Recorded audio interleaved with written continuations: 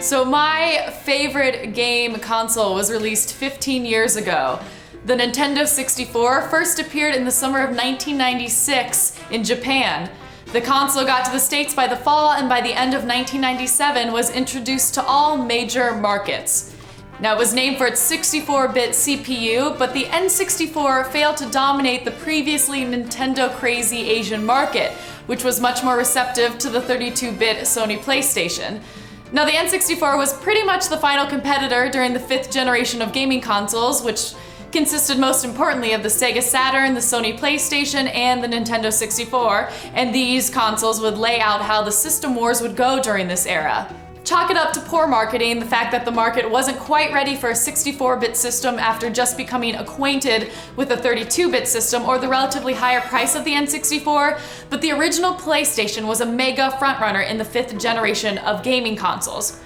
However, when I think of my formative adolescent years, my mind still goes to the hours that I lost to Starfox 64. Despite the console's less commercial success, and by less we mean that since their births, the original Sony PlayStation has sold over 100 million systems worldwide, while the N64 has just sold a little over 30 million worldwide. The N64 has given us some of our favorite games. Super Mario 64 was the top-selling game for the N64, the game that greeted us with a giant flying Mario head set against a blue backdrop. Oh, look, there he is. Remember how that little hand could pull his nose and ears and make them huge? That was pretty cool. Oh, I wish you could do that to Thor's face in God of Thunder. Oh, look, there he is on that weird sun floor symbol. Remember how when you stood on it and you looked up, you would enter flying level? Maybe LA Noire will bring back some of the mystery to gaming that was obviously left in Super Mario 64.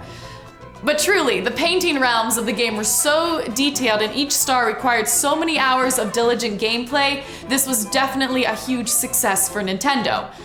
Another game changer for the N64 was Zelda: The Ocarina of Time.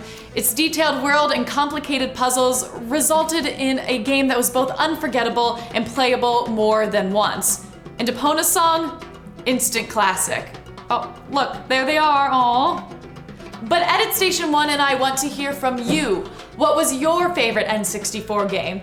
In N64 terms, that translates to, "We need your help, Starfox. Andros has declared war." And in the meantime, Edit Station 1 and I will try to solve the mystery of the Stop N Swop.